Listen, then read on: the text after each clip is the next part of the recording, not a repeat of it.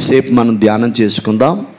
నిర్గమకాండము 25వ అధ్యాయము చదవండి. 8వ వచనం.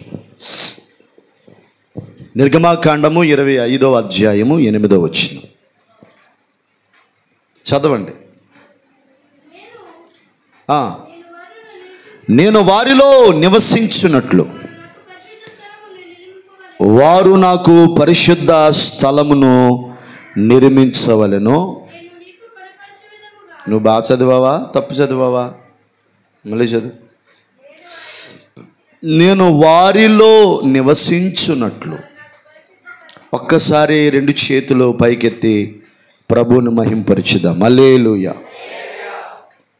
బిడ్డలారా, ప్రభు అయిన దేవుడు మోషేతో ఏమంటున్నాడంటే, ఇంకా సాంగ్ పెట్టింది,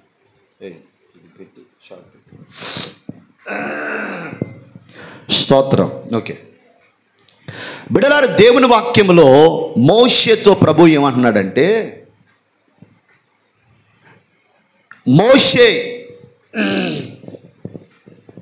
నేను వారిలో నివాసం ఉంటాను,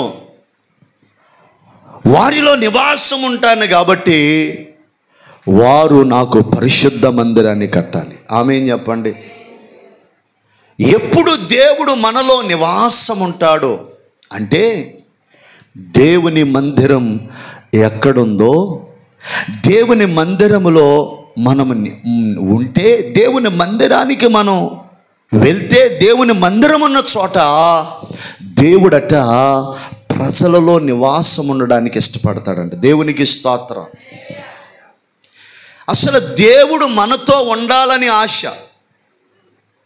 ఏమండి, దేవుడు అసలు దేవుని ఆశ ఏంటి, దేవుని కోరిక ఏంటి అంటే, తాను నిర్మించిన, తాను సృష్టించిన ఈ మానవుడితో దేవుడు నివాసం చేయాలని కోరుకుంటున్నాడు. హల్లెలూయా.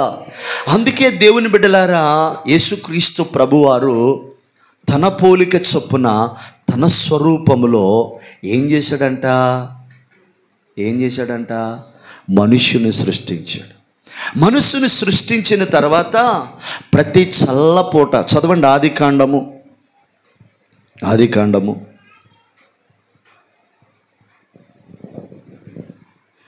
దేవుని బిడ్డలారా, ఆదికాండము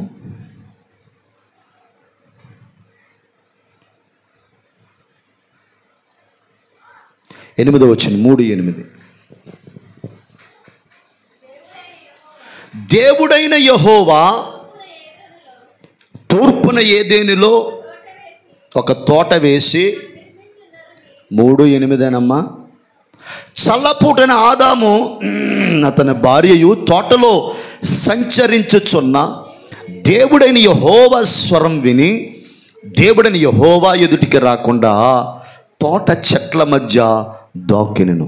9 దేవుడైన యెహోవా ఆదాము అని పిలిచి, నీవు ఎక్కడ ఉన్నావు? స్తోత్రం చెప్పండి.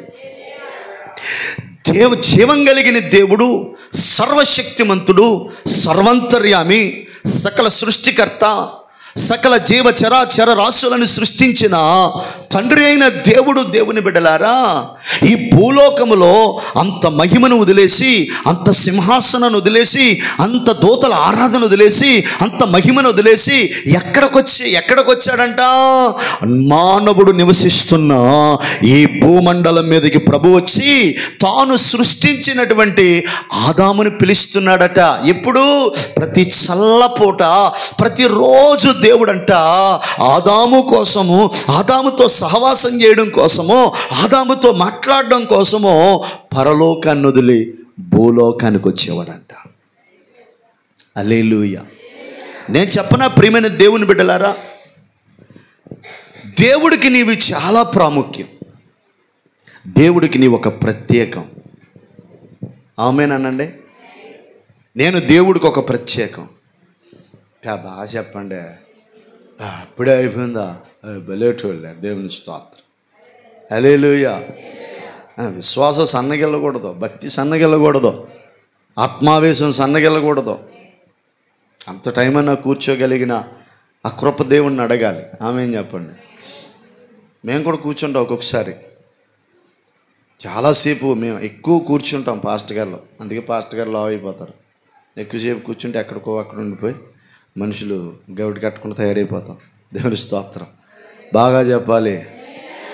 దేవుని బిడ్డలారా, ప్రతి చల్లపూటంట దేవుడు ఆదాము దగ్గరికి వచ్చి ఆదాముతో ముచ్చటించేవాడట, ఆదాముతో మాట్లాడేవాడట.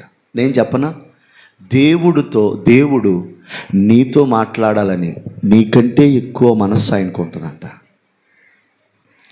నా బిడ్డ నాతో మాట్లాడుతుందేమో, నా బిడ్డ నన్ను పలకరిస్తుందేమో. అందుకే పాట ఉందనా, పలకరించపోయినా పలకరిస్తూ ఉంటా, మాట వినకపోయినా పలకరిస్తూ ఉంటావు నానన్. ఎందుకింత ప్రేమ నాపై యేసయ్యా, ఎందుకింత జాలి నాపై యేసయ్యా, నేనంటే నీకెందుకు ఈ ప్రేమ. హల్లెలూయా. మానవుడికి అబ్బాయి దీని మీద దృష్టి పెట్టు అయ్యా, దీని మీద దృష్టి పెట్టు. దేవునికి స్తోత్రం. చూడండి, దేవుడికి మానవుడు ప్రత్యేకమంట. ఏమన్నా పాస్టర్ గారు మీరు బాగానే చెప్తున్నారు దేవుడు మానవుడికి ప్రత్యేకమని. ఎలాగండి? అలాగైతే దేవుడు మరి నా జీవితంలో ఇన్ని శ్రమలు ఎందుకు అనుమతి ఇవ్వాలి? అలాగైతే దేవుడు ఇన్ని కష్టాలు నా జీవితంలో ఎందుకు అనుమతి ఇవ్వాలి? అలాగైతే నా బతుకెందుకు ఇలా తెల్లారిపోతుంది అనుకుంటే నేను చెప్పనా, నీ ప్రతి సమస్యకి కారణం నువ్వే, దేవుడు కాదు. బైబిల్ అంటదే, బుద్ధిహీనులు దేవుని మీద, అజ్ఞానులు దేవుని మీద తిరుగుబాటు చేస్తారట. దేవుని స్తోత్రం. నేను చెప్పనా, ఎందుకు అసలు నువ్వంటే దేవునికి అంత ప్రత్యేకం? ఎందుకు అసలు నువ్వంటే దేవునికి అంత ఇష్టం? ఎందుకు అసలు నువ్వంటే దేవునికి అంత ప్రేమ అంటే, దేవుని బిడ్డలారా, ఒక్కసారి ఇదే ఆదికాండంలో నేను చెప్తాను. దేవుని బిడ్డలారా, 1వ అధ్యాయం 26 వచనం చదవండి. దేవుడు మన స్వరూపమందు మన పోలిక చొప్పున నరులను చేయుదము. స్తోత్రం చెప్పండి. వినండి. నువ్వంటే యేసయ్యకి ఎందుకంత ప్రత్యేకం? నువ్వంటే యేసయ్యకి ఎందుకంత స్పెషల్? నువ్వంటే యేసయ్యకి ఎందుకంత ప్రాణం అంటే, నువ్వంటే ఎంత ఇష్టమో తెలుసా? తన ప్రాణాన్ని అర్పించగలిగినంత ఇష్టం అంట. స్తోత్రం చెప్పండి. యేసు ప్రభువుకి ఎంత ఇష్టం అంట? నువ్వు తన ప్రాణాన్ని. దేవుడు లోకమునెంతో ప్రేమించెను కాగా తన అద్వితీయ కుమారుని యందు పుట్టిన వాని యందు విశ్వసించ నశింపక నిత్య జీవం పొందినట్లు దేవుడంట ఆయనను మన కొరకు ఇచ్చెను. ఆమేన్ చెప్పండి. క్రిస్మస్ అంటే అంతే. క్రిస్మస్ అంటే కొత్త బట్టలు, క్రిస్మస్ అంటే పిండి వంటలు, క్రిస్మస్ అంటే అనుకుంటారు. కాదు, క్రిస్మస్ అంటే ఏంటి? నా కోసం దేవుడు బలైపోయాడు. ఎవరైనా బలైపోతారా? నీ భర్త నా కోసం బలైపోమను, నిన్నే బలి చేసేస్తాడు. హల్లెలూయా. దేవుని స్తోత్రం. నీ భార్య నీ కోసం బలైపోమను, నీ పిల్లల బలైపోమను. బిడ్డలారా, మనము చేసిన అవిధేయత, మనము చేసిన పాపం, మనము చేసిన దోషముల వలన మనలో ఏం ప్రవేశించిందంటే పాపము. స్తోత్రం చెప్పండి. చూడండి, మొదటి మానవుడైన ఆదాము ఆజ్ఞను అతిక్రమించటం వల్ల, మీరుట వలన సర్వ మానవాళికి పాపం ప్రాప్తించింది. హల్లెలూయా. సర్వలోక పాప పరిహారం అవశ్యం తదరక్తం ప్రమాద్మాయ నమః పుణ్యదాన్ బలియాక్. అంటే సర్వలోకము పాపం చేసింది. అసలు మేము చేసిన పాపం ఏంటంటే ఏం కాదు, దేవుడి మాట వినకపోవడమే. కొన్ని పాపాలు ఉన్నాయండి, అవి చాలా చిన్నగా అనిపిస్తాయి కానీ చాలా పెద్దయండి. అవేంటో తెలుసా? ఒకటే, దేవుడి మాట వినకపోవడం. అనండి, బాగా చెప్పండి. అలా బెల్లెటోళ్ళు 40 రోజుల పాసము ఉన్న వాళ్ళలాగా చాలా లెక్కించుకుని ఏంటండి దేవుడు. రెండవది ఏంటో తెలుసా? పరిశుద్ధాత్మను దూషించటం. మూడవది ఏంటో తెలుసా? తెలిసి పాపం చేయడం. హల్లెలూయా. దేవుడి మాట వినడం అంటే ఏంటి? నా వైపు చూస్తూ వినాలి చాలా చక్కగా. దేవుడి మాట వినడం అంటే వాక్యములో వ్రాయబడిన మాటలు మన జీవితంలో ఏమవ్వాలి? నెరవేరాలి. అనండి. దేవుడు ఎలా మాట్లాడతాడో, మానవుడితో ఫస్ట్ వాక్యము ద్వారా అనండి. మొదటగా ఎలా మాట్లాడతాడండి? వాక్యము ద్వారా మాట్లాడతాడు. దేవునికి స్తోత్రం. అంటే దైవజనుడు బోధించుచున్న దైవజనుడులో నుంచి దేవుడు తన లేఖనాలను మనతో మాట్లాడుతూ ఉంటాడు. దేవుడు మాట్లాడినప్పుడు, దేవుడు నీలో ఈ లోపాన్ని ఎత్తిపట్టి చూపినప్పుడు నువ్వు చేయవలసిన పని ఏంటో తెలుసా? ఖచ్చితంగా సరి చేసుకోవడానికి ఇష్టపడాలి. ఆమేన్ చెప్పండి. అందుకే పౌలు గారి తిమోతితో అంటాడు, కుమారుడైన తిమోతి, గద్దించుము, శిక్షించుము, సరిచేయము.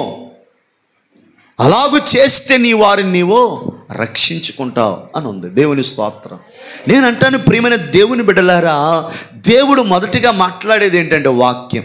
ఎవరి జీవితాలలో వాక్యము నెరవేరతలేదో, ఎవరి జీవితాలు వాక్యానికి అనుగుణంగా లేవో, ఎవరి జీవితాలలో వాక్యమును పాటించరో, ఎవరి జీవితాలలో వాక్యానికి విలువెవరో వారి జీవితాలలోనండి దేవుని మాటను ధిక్కరించే స్వభావం ఉంటుంది. హల్లెలూయా. ఏమండి వింటున్నారా? దేవుడు మాట వినకపోవడం అంటే ప్రభు ఇచ్చినటువంటి వర్తమానం, దేవుడిచ్చిన ఈ వాక్యమనే ఈ జీవ జలాన్ని మనం సరిగా అర్థం చేసుకోకపోవడం. వాక్యం చదవాలి బాగా, వాక్యం ధ్యానించాలి బాగా, వాక్యాన్ని పలకాలి మన నోటితో. స్తోత్రం చెప్పండి. వాక్యాన్ని చదవాలి, వాక్యాన్ని ధ్యానించాలి, వాక్యాన్ని పలకాలి. దేవుడు నాకు తోడై ఉన్నాడు, అది ఒక వాక్యంతో మిగిలిపోకూడదు. నీకు ఏ తోడు లేని సమయాలలో, ఏ నీడ లేని సమయాలలో, అందరూ వదిలేసిన సమయాలలో, అందరూ కాదనుకున్న సమయాలలో దేవుడు నాకు తోడున్నాడు అనుకో, ఆ మాట పలుకు. నేను చెప్పనా, యేసేపు జీవితం ఎంత ఘోరమో తెలుసా? తాను చేయని శిక్షకు, తాను చేయని పాపానికి దేవుని బిడ్డలారా చెరసాలలో కిరాతకంగా బాధించబడిన వారు. బైబిల్ అంటది, ఐగుప్తి ఇనుము అతనును బాధించెను. స్తోత్రం చెప్పండి. ఏం చేసిందంట? ఐగుప్తి ఇనుము అంటే దేవుని బిడ్డలారా శ్రమలనే కొలిమి, కష్టాలు, శోధనలు, ఏమండి నిందలు, అవమానాలు, ఇవన్నీ నువ్వు అనుభవిస్తూ ఉన్నప్పుడు నువ్వు అనుకోవాలంట, దేవుడు నాకు తోడై ఉన్నాడు. తోడుగా ఉన్నావే, నాకు నీడగున్నావే, హత్తుకున్నావే యేసయ్యా, యేసయ్యా. హే తోడుగా ఉన్నావే, నాకు నీడగున్నావే, హత్తుకున్నావే యేసయ్యా. నేను అంటాను, ఏ తోడు లేకుండా ఎక్కడికి వెళ్ళలేను, నీ సన్నిధి రాకుండా నేనేమి చెయ్యలేను. మోషే అంటాడు, ప్రభువా నువ్వు మాతో ఎవరిని పంపిస్తావు అంటే, నేనైతే రాను అంటే, లేదు లేదు నీవు మాతో రానిదే మేము ఇక్కడి నుంచి పోము. నేను అంటాను, బిడ్డ, దేవుని వాక్యం ఏదైనా నీతో మాట్లాడినప్పుడు ఆ వాక్యం నీ జీవితంలో నెరవేర్చబడాలంటే ఖచ్చితంగా ఆ వాక్యాన్ని పలకాలి. స్తోత్రం చెప్పండి. నిన్ను స్వస్థపరిచే యెహోవాను నేనే అనుంది వాక్యం. ఆ వాక్యం మనం పలకాలి. ఆయన స్వస్థపరిచేవాడట, నాకు స్వస్థత కలుగుతుంది, నాకు విడుదల కలుగుతుంది, నాకు ఆరోగ్యం కలుగుతుంది, ఆయన రక్తము చేత, ఆయన పొందిన గాయాల చేత నాకు స్వస్థత కలుగుతుంది, విడుదల కలుగుతుంది అని నీవు విశ్వసించి ఆ వాక్కును పలికితే అదే ఒక గొప్ప ప్రవచనం నీ జీవితానికి. ఇది ప్రవచన గ్రంథం, ప్రవచన వాక్యం. ఈ వాక్యాన్ని ప్రతిరోజు చదవాలి దేవుని బిడ్డలారా. చదవబడిన లేఖన భాగాలలో దేవుడు నీతో మాట్లాడిన మాటలు అండర్లైన్ చేసుకుని ఆ రోజంతా వాటి మీద ధ్యానం చేయాలి, ఆ రోజంతా వాటిని పలకాలి, ఆ రోజంతా ఆ వాక్యము నిన్ను తాజాగా ఉంచుతుంది. హల్లెలూయా, హల్లెలూయా.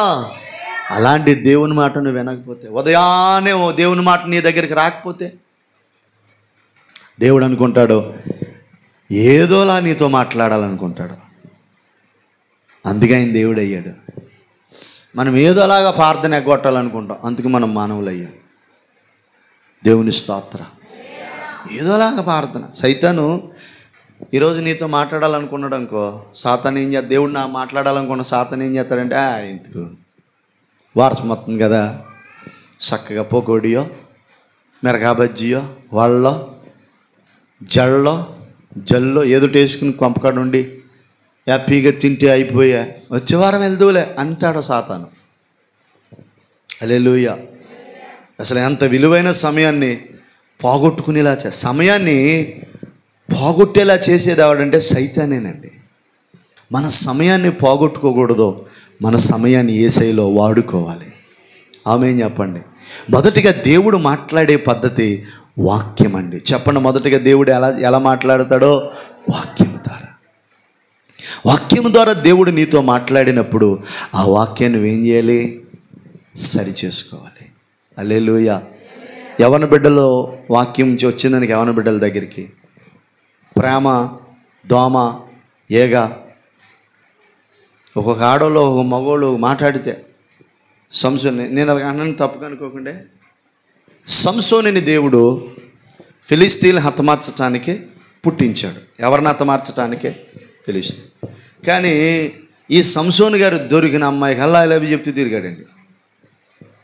ఏంటండి ఈ కాలేజీలో ఈ 3 అక్షరాల పదం 3 I 1 143 దీనికి షార్ట్ కట్ పెట్టారు.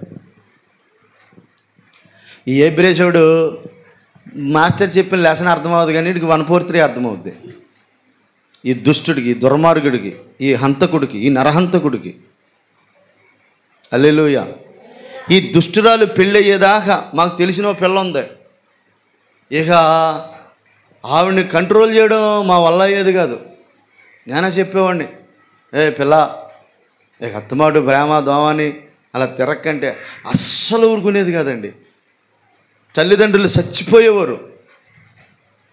ఇక అలా లేదని పెళ్ళి చేసేస్తే ఇప్పుడు అంటుంది, ఎందుకు వచ్చిన పెళ్ళి అంటుంది. మరి ముందు చచ్చావు కదా, ఊగిపోయావు కదా, పెళ్ళే నా పెళ్ళే నా పెళ్ళే అని కనపడిన వాళ్ళందరూ లవ్ చేసేసుకుంటా హాయ్ ఐ లవ్ యూ అంటా తిరిగావు కదా ఏ బ్రేస్ మొహం దాన. తిరగొచ్చాలగా. నిన్ను తల్లిదండ్రులు ఖర్చు పెట్టి చదివిస్తున్నారనుకో, మీ తండ్రిని అడుగు నీకోసం ఎన్ని త్యాగాలు చేశాడు. తను రుచికరమైన ఆహారం తినాలనుకుంటాడు కానీ ఈ 10 రూపాయలు ఉంటే నా కూతురో నా కొడుకో ఒక పుస్తకానికి వస్తాయి. నేను యథార్థంగా చెప్తున్నానండి. మేము ఇక్కడికి వచ్చిన తొలి దినాల్లో మాకు తింటాక సరిగా ఆహారం ఉండేది కాదు. యథార్థంగా తింటాక ఆహారం ఉండేది కాదు. నన్ను దేవుడు వాడుకోవడం ప్రారంభించాడు. నేను బయటికి వెళ్తే నాకు మంచి ఆహార పదార్థాలు వచ్చాయి. తినకపోతే వాళ్ళు బాధపడతారు. కానీ నేను అక్కడ తింటే ఇంటికాడ నాకు 2 పిల్లలు, నా భార్య గుర్తొచ్చాయి. ఇంటికి వెళ్తే మన కోటాలన్నీ ఎలాగుండేయంటే మనం కానుకలు అడిగే టైపు కాదు. ఇంత కానుక ఇవ్వండి, ఇన్ని డబ్బులు ఇవ్వండి అని అడగం. హల్లెలూయా. ఎవరినైనా అడగను. ఏ కోటానికి వెళ్ళిన ముందు అటు ఇటు ఛార్జీలు చూసుకుంటాను. ఇప్పుడు కారు వచ్చింది దేవుని కృపలో. ఎంత ప్రభుని స్తుతింతున్నామంటే ఎండ లేదు కొండ లేదు వేసి రక్తమే జీని తిరుగుతాం. హల్లెలూయా. ఏమండి ఆయిల్ అటుకి ఇటుకి కొట్టి చేసుకుంటామే. అలా ఇస్తే తీసుకుంటాం, పెడితే తింటాం, లేకపోతే వచ్చాడు. ఇది ఇప్పటి నుంచి కాదు, మా ముందున్న తండ్రులు మాకు నేర్పించిన, మా ఆత్మీయ తండ్రులు, తల్లులు, ఆత్మీయ సహోదరులు మాకు నేర్పిన పద్ధతి ఇది. హల్లెలూయా. అలా నేర్చుకున్న మేము దేవుని బిడ్డలారా ఎవరు అడిగేవారు కాదు. నాకు భోజనం పెట్టేవారు, చాలా మంచి. హల్లెలూయా. నేను నిజంగా చెప్తున్నానండి, నేను ఇది తిన్నా నా ఇంటికాడ నా భార్య మరి అన్నం లేకుండా చూద్దని కొన్నిసార్లు తినకుండా ఉపవాసం అని వచ్చేసిన రోజులు కూడా ఉన్నాయి. కొన్నిసార్లు తినగలిగిన స్థాయి ఉన్నా కొంచెమే తిని వచ్చేసిన రోజులు ఉన్నాయి. దేవుని స్తోత్రం. నేను ఎందుకు చెప్తున్నానంటే దేవుని బిడ్డలారా, నీ తల్లి నీ తండ్రి కష్టం రక్తం నువ్వు చదివే చదువు, దానికి విలువ లేకుండా ప్రేమ దోమ, సినిమా హాల్ అంటా తిరగటం, పిక్నిక్లు అంటా తిరగటం, పార్కులు అంటా తిరగటం, హోటల్ సీమ పందిల్లా తిరగటం కూడదు. హల్లెలూయా. కొంతమందికి పొడుచుకోవాలి ఈ మాటలు. ఈ లైవ్లో ఉన్న యవన బిడ్డలు కూడా దర్శించబడుదురుగాక. ఆమేన్ చెప్పండి. నిజమండి. నీ తల్లి నీ తండ్రి రక్తం నీ చదువు.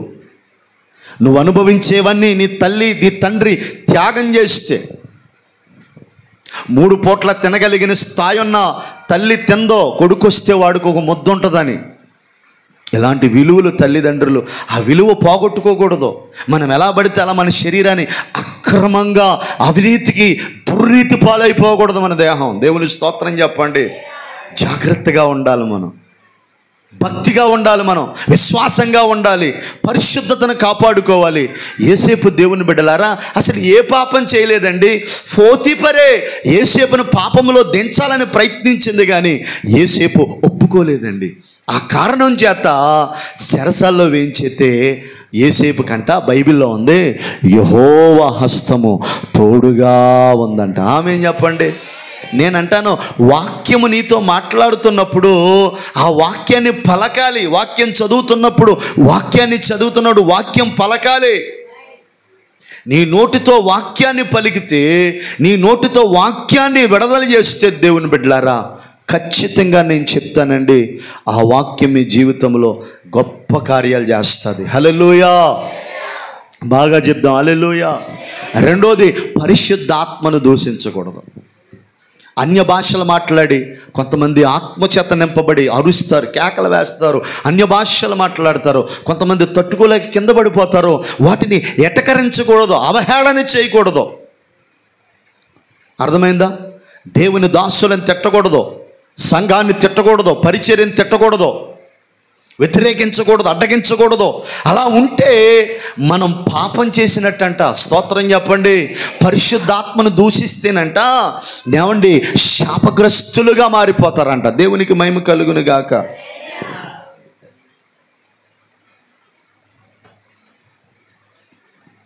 చేతులు పైకెత్తి స్తోత్రం చెప్తారా? హల్లెలూయా. పరిశుద్ధాత్మను మనం దూషించకూడదు. ఒకటే, వాక్యాన్ని ధిక్కరించకూడదు, వాక్యాన్ని మీరకూడదు, వాక్యానికి వ్యతిరేకంగా మనం పనిచేయకూడదు. రెండోది ఏంటో తెలుసా? ఆత్మను ధిక్కరించకూడదు. ఆత్మ ఎవరో తెలుసా? తండ్రి అయిన దేవుడు, కుమారుడైన దేవుడు, పరిశుద్ధాత్ముడైన దేవుడు. నేను ఒక మాట చెప్తాను, పరిశుద్ధాత్ముడు చేసే పని ఏంటో తెలుసా? నిన్ను యేసయ్య స్వారూప్యములోనికి మార్చటమే. ఆమేనండి. నిన్ను ఎలా మార్చటం అండి? నిన్ను యేసయ్య స్వారూప్యంలోనికి, ఆయన పోలికలోనికి, ఆయన గుణగానాలు, ఆయన లక్షణాలు నీలో వచ్చేటట్టుగా పరిశుద్ధాత్ముడు నిన్ను నడిపిస్తాడు. స్తోత్రం చెప్పండి. అలాంటి ఈ పరిశుద్ధాత్మ ప్రేరేపణ, ఈ పరిశుద్ధాత్మ నడిపింపుని మనం ఏం చేయకూడదంట? కోల్పోకూడదు, తిట్టకూడదు, దూషించకూడదు. మూడోది ఏంటో తెలుసా? తెలిసి తెలిసి పాపం చేయకూడదు. ఏం చేయకూడదండి? తెలిసి తెలిసి ఏం చేయకూడదు? చేయకూడదు. తెలిసి అంటే అబద్ధం ఆడకూడదు. అయినా ఆడుతున్నావంటే నువ్వేం చేసినట్టు, అంతేనా? ఇలా బైబిల్లో ప్రతిదీ దేవుని స్తోత్రం. ఈరోజు దేవుని బిడ్డలారా ఇక్కడ చెప్తా ఉన్నాడు దేవుని వాక్యం, నేను వారిలో నివసిస్తాను. వారిలో ఒకసారి కొరింథీయులకు రాసిన మొదటి పత్రిక 3వ అధ్యాయము 16 చదవండి.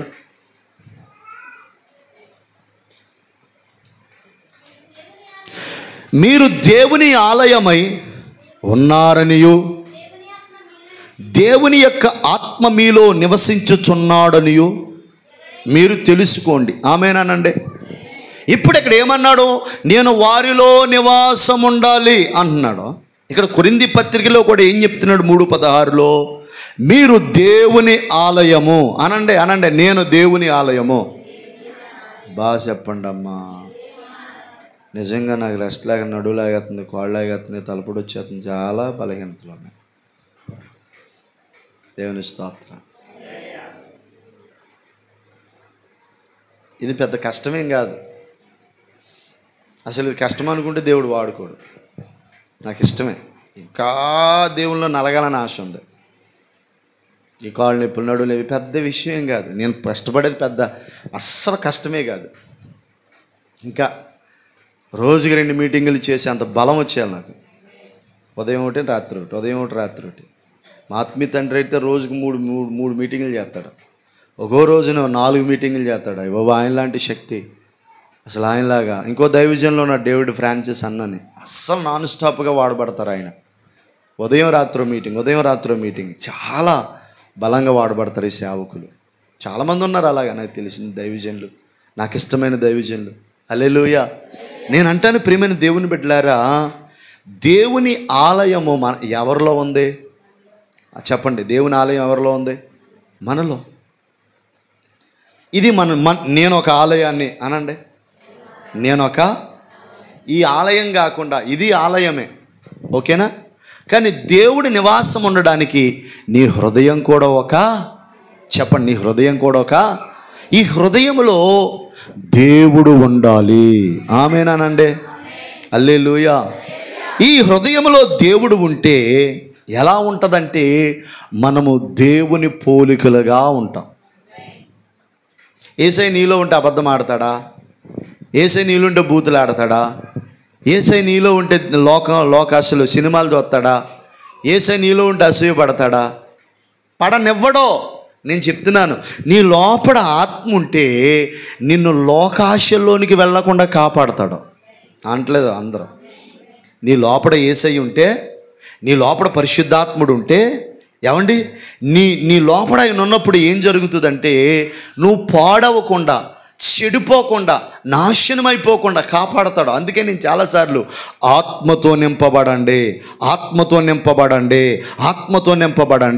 పరిశుద్ధాత్మను పొందండి అని ఎందుకు అరుస్తానో చెప్పనా? పురుషులు అసలు పరిశుద్ధాత్మ గురించి ఆలోచనే లేదు. నీ లోపల ఆత్మతో నింపబడితే నీ శరీరమును పాపం చేయనివ్వడం. అక్కడ చదవండి, మీరు దేవుని ఆలయమనియు దేవుని ఆత్మ మీలో నివసించుచున్నాడనియు మీరు ఎరుగరా?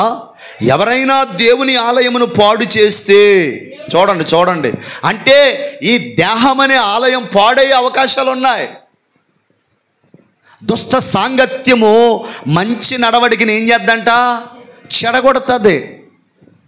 ఇహలోక మాలిన్యత మనల్ని ఏం చేస్తుందంట? చెడగొడుతుంది. ఇహలోక పాపం మనల్ని చెడగొడుద్ది. ఇహలోక స్నేహాలు మనల్ని చెడగొడతాయి. వింటున్నారా? మన దేహాన్ని పాడు చేసే ఉన్నాయి కొన్ని. వాటికి మనం ఏమవ్వాలి దేవుని బిడ్డలారా? దూరముగా ఉండాలి. స్తోత్రం చెప్పండి. హల్లెలూయా.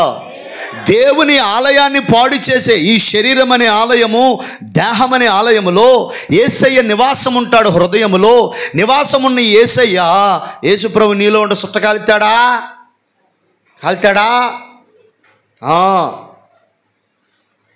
హల్లెలూయా. అడ్డపోగా, నిలువుపోగా,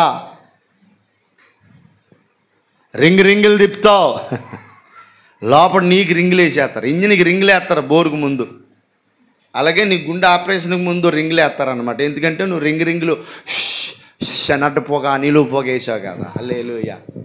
స్తోత్రం చెప్పండి. హల్లెలూయా. నేనంటాను, నీ దేహమును చెరుపు వాటికి, నీ దేహమును పాడు చేసే వాటికి, నీ దేహమును నష్టపరిచే వాటికి దేవుని పిల్లలమైన మనము దూరముగా ఉండాలి. ఆమేన్ చెప్దామా? నీ దేహాన్ని ఏది పాడు చేస్తుంది, దాన్ని నువ్వు ఎలా ఉండాలి? హల్లెలూయా. ఒకవేళ నీ దేహాన్ని నువ్వు పాడు చేసుకున్నావు అనుకో, దేవుడు నిన్నేం చేస్తాడంట? ఎరా చెప్పను, ముగించి అని చెప్పనా? హల్లెలూయా. మా అమ్మ ఎంత స్పీడ్గా అందుకుందో. స్తోత్రం.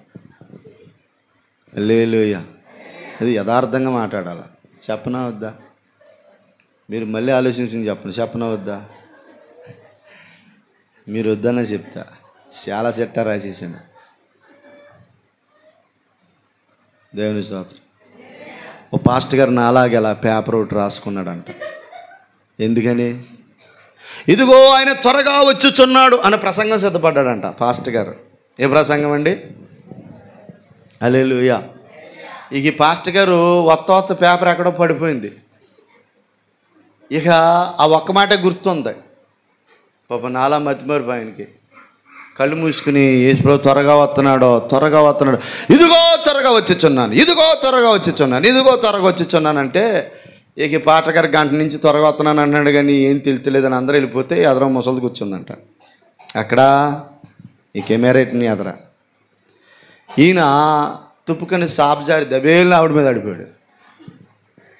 అమ్మా క్షమించి తల్లి, నేను తప్పుజారి జారిపోయానమ్మంటే తప్పు మీది కాదు పాస్టర్ గారు, గంట నుంచి నూరు చించుకుని వస్తున్నారు, త్వరగా వస్తున్నాను, ఎంత త్వరగా వచ్చి మీద ఆడతారని నేను అనుకోలేదు. తప్పు నీది కాదు పాస్టర్ గారు, తప్పు అంతా నాది. అందరూ వెళ్ళిపోయిన బుద్ధిహీనరాలాగా అర్థమైందా, నీ నోరుకి చెడు చెదర కూర్చున్నాను కదా, నా తప్పు అన్నదంట. హల్లెలూయా. అలా మీరు నిర్ణయం తీసుకుని చెప్పాలి. హల్లెలూయా, దేవుని స్తోత్రం. నేనంటాను ప్రియమైన దేవుని బిడ్డలారా, నీ దేహాన్ని పాడు చేసే వాటికి నువ్వు దూరంగా ఉండాలి. అప్పుడు నీ దేహము కాపాడబడద్ది. హల్లెలూయా. ఇంకో మాట చెప్పనా, నీ దేహములో యేసయ్య ఉన్నాడు కదా, ఆమేనండి. నీ దేహంలో యేసయ్య ఉన్నాడు కదా, నీ దేహములో ఉన్న యేసయ్య తేదీప్యమానంగా వెలగాలి. నీ ఆత్మదీపం తేదీప్యమానంగా వెలగాలి. నీ ఆత్మదీపం మరింత ప్రజ్వలించాలి అంటే వాక్యాన్ని మేతగా పెట్టాలి. ఏంటి బాగా చెప్తలేదమ్మా, ఏం పెట్టాలి? వాక్యం. నేను చెప్పనా, రోజు నువ్వు వాక్యం చదువుతున్నావు అనుకో, నీ లోపల ఉన్న ఆత్మపురుషుడు, రోమా 8లో ఉంటుంది ఈ కథ అంతా నేను చెప్పింది. నీ లోపల ఉన్న ఆత్మపురుషుడు దినదినం, పౌలు అంటాడు మా బాహ్య పురుషుడు అంటే ఎవరో శరీరం కృషించిపోయినా మా అంతరంగ పురుషుడు దినదినము. ఈ అంతరంగ పురుషుడు వింటున్నారా నా వైపు చూసి, అంతరంగ పురుషుడు ప్రబలిలాలంటే, అంతరంగ పురుషుడు తేదీప్యమానంగా ఎదగాలంటే, అంతరంగ పురుషుడు బలం పొందాలంటే ఒకటి వాక్యము. నాకంటా గట్టిగా చెప్తున్నా, స్తోత్రం చెప్పండి. అంతరంగ పురుషుడు తేదీప్యమానంగా వెలగాలంటే మొదటగా ఏంటండి, వాక్యం చదవాలి. రెండోది ఏంటో తెలుసా, ఈ అంతరంగ పురుషుడు బలపరచబడాలంటే ఉపవాసం ఉండాలి. స్తోత్రం చెప్పండి. నేను చెప్పిన అంతరంగ పురుషుడు తేదీప్యమానంగా వెలిగి, ఏమండి, శత్రువు దాడిని ఎదుర్కోగలగాలంటే, అపవాది దాడిని ఎదుర్కోగలగాలంటే, దురాత్మ యొక్క బంధకాలను ఎదుర్కోగలగాలంటే ఒకటి వాక్యం ఒకటి కారణమైతే, రెండోది దేవుని బిడ్డలారా మనం ఉపవాసములో గడపాలి. హల్లెలూయా. ఉపవాసములో గడిపితే ఏం జరుగుతుందో తెలుసా, నీ శరీరం కృషించిన అంటే నీరసం వచ్చిన, నీ శరీరం బలహీనపడ్డా, నీ లోపల ఆత్మ పురుషుడు ఉంటాడు. అంటే భక్తి జీవితం, విశ్వాస జీవితం, ఆత్మీయ జీవితం, ప్రార్థనా జీవితం, ఇదేమవుద్దో తెలుసా, రోజు రోజుకి దినదినము బలపరచబడతా ఉంటుంది. అందుకనే మనం ప్రార్థనలు చేయాలి, అందుకనే మనం ఉపవాసాలు ఉండాలి, అందుకనే మనం వాక్యం చదవాలి. దేవునికి స్తోత్రం చెల్లించుదాం. హల్లెలూయా. నీ అంతరంగ పురుషుడు స్థిరపడాలి. నరుని ఆత్మీయహోవ పెట్టిన దీపం, ఈ ఆత్మీయ దీపం వెలిగించబడాలి అంటే, ఈ ఆత్మీయ దీపం తేదీప్యమానముగా ప్రజ్వలించాలి అంటే దేవుని బిడ్డలారా ఖచ్చితంగా మనం వాక్యం చదవాలి. రెండోది దేవుని బిడ్డలారా ఉపవాసం ఉండాలి. మూడోది ఏంటో తెలుసా, ప్రార్థన చేయాలండి. పాస్టర్ గారండి మేము ఎందుకు ప్రార్థన చేయాలంటే, నీ అవసరతల కోసం ప్రార్థన చేయాలి. మీలో ఎవరైనా బాధించబడుతున్నారా, వేధించబడుతున్నారా, దుఃఖపడుతున్నారా, శ్రమ పాలైపోయారా, అతడు ప్రార్థన చేయాలి. స్తోత్రం చెప్పండి. నీకు కలుగుతున్న కష్టాన్ని బట్టి, నీకు కలుగుతున్న శ్రమను బట్టి, నీకు కలుగుతున్న శోధన బట్టి, నీకున్న అవసరతలను బట్టి నువ్వేం చేయాలండి, ప్రభు సన్నిధిలో ప్రార్థన చేయాలి. దేవునికి స్తోత్రం. దైవజనులమైన మేము ఈ సంఘం దీవించబడాలని ప్రార్థన చేయాలి. ఇంకా నూతన ఆత్మలు రావాలని ప్రార్థన చేయాలి. ప్రతి సంఘ బిడ్డ దీవించబడాలని ప్రార్థన చేయాలి. ప్రతి వారు నిత్యత్వానికి మరి చేరాలని ఇది మా బాధ్యత. హల్లెలూయా. నేను అంటాను బిడ్డలారా, ప్రతిరోజు మన అవసరతల నిమిత్తం ప్రార్థన చేయాలి. అడుగుడు మీకు ఇస్తానని ప్రభు చెప్పాడు. అడుగు ప్రతివారు పొందుతారని ప్రభు చెప్పాడు. నీకేం కావాలా? ఎంతమందికి అప్పులు ఉన్నాయి? చేయొద్దు. నాకు ఉన్నాయి. దేవుని స్తోత్రం. ఈ అప్పుల కోసం ఎప్పుడైనా ప్రార్థన చేసావా? ప్రభా నాకు ఇంత అప్పు ఉందా నాయన, ఈ అప్పంతటిని నాకు తొలగించిన ఆయన, ఈ అప్పనే మహమ్మారిని మా కుటుంబంలో తొలగించిన ఆయన. నువ్వు అన్నావు కదా అప్పు, బైబిల్ ఏమందే, నువ్వు అప్పిస్తావు కానీ అప్పు చేయమంది. మరి నేను ఎందుకు అప్పుల్లో ఉన్నాను? మా అప్పులు తీర్చండి ప్రభా, మా కొన్ని అప్పులన్నీ తొలగిపోవాలి ప్రభా అని మనం ప్రార్థన చేస్తేనండి, నేను చెప్తాను, ఒకరోజు చేస్తే అవ్వదు, 2 రోజులు చేస్తే అవ్వదు. నీ అప్పు తీరే వరకు దేవుణ్ణి అడిగితే ఖచ్చితంగా దేవుడు అప్పులు తీర్చేస్తాడు. ఆమేన్ చెప్పండి. తీర్చేస్తాడు దేవుడు. ఎందుకంటే ఈ అప్పు వల్ల నువ్వు కృంగిపోతున్నావు, రోగం వల్ల నువ్వు కృంగిపోతున్నావు. ఇప్పుడు నువ్వు కృంగిపోతే నువ్వు ప్రార్థన చేయలేవు కదా, కృంగిపోతే యేసుని ప్రేమించలేవు కదా, కృంగిపోతే. హల్లెలూయా. అందుకని దేవుని బిడ్డలారా, నిన్ను ఆత్మీయంగా కృంగదీసే వాటిని దేవుడు కూడా సహించడు. అందుకని నువ్వేం చేయాలి? నిన్ను కృంగతీసే వాటి కోసం నువ్వేం చేయాలి? నీ శ్రమలో నిన్ను కృంగదీసే వాటి కోసం ప్రార్థన చేయాలి. హల్లెలూయా. నేను అంటాను, ఇదంతా ప్రార్థన ద్వారానే దేవుడు సహాయం చేశాడు. పరిచర్య ప్రార్థన ద్వారా నడవాలి. నీ కుటుంబం ప్రార్థన ద్వారా. నీ బిడ్డ సరిలేడా? ప్రార్థన చేయి. నీకు అప్పులోనే ప్రార్థన చేయి, నీ శ్రమలోనే ప్రార్థన చేయి, కష్టం ఉందా ప్రార్థన చేయి, రోగం ఉందా ప్రార్థన చేయి. ప్రతి చిన్నదానికి ప్రార్థన చేయాలండి.